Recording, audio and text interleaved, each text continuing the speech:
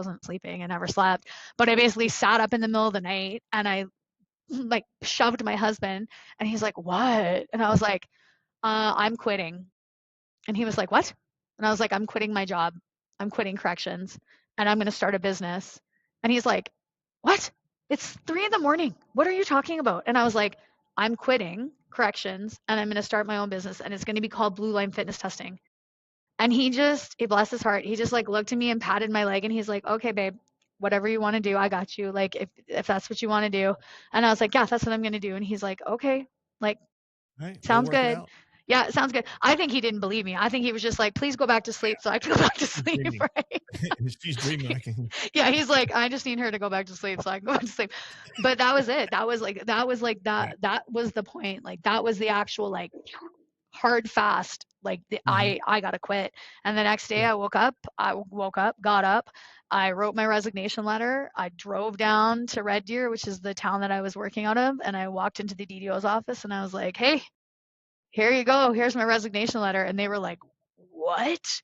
Like you just didn't quit. Like somebody that had been in as long as you didn't quit. That was like unheard of for somebody to quit, right?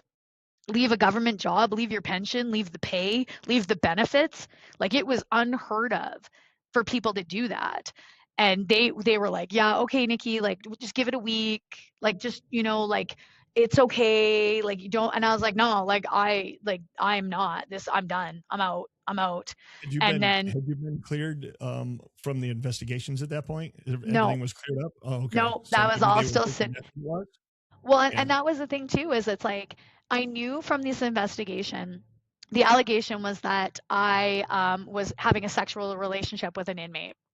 Absolute garbage, absolute lies. Again, as a female, this is what we face, right? So if there's female listeners out there, it'll happen to you at some point in your career. At some point in your career, you're going to have an allegation that you're up to whatever sexual shenanigans with whoever, be it an inmate, be it a staff member, be it a boss, be it like just get used to it, that that is what it is. And it just ended up It that does run mine, there. yep, mine they said was an inmate. And so the thing about that is I knew it was false. I knew that when the investigation came out, it would be proved that it was false, but it doesn't matter because now the rumor's out there. Now everybody out there, my name is now associated with, well, of course it's true. Oh yeah, they found it was false. Sure they did. She did it. She did it. And so I knew too, like coming out of this, my reputation has been destroyed anyways. So why would I keep going? Why would I keep killing Mhm. myself for this job? Like why, right? And so I was like, yeah, see you later. You guys can say whatever you want about me. Like you want to keep those rumors going, and of course everybody does, because we all know, like first responder professions, you want to talk about gossip, you want to talk about like rumors, you want to talk about childish behavior. Like it's what these professions feed on. They feed on drama. And so for me, I was like, did it hurt me? Did it bug me? Yes. But at the end of the day, you know what? Like, talk about me. The next drama llama is going to be along in 2 days, anyways. You're going to have a new rumor to complain about, right? Like, whatever. I'm not killing myself over this job, over you people.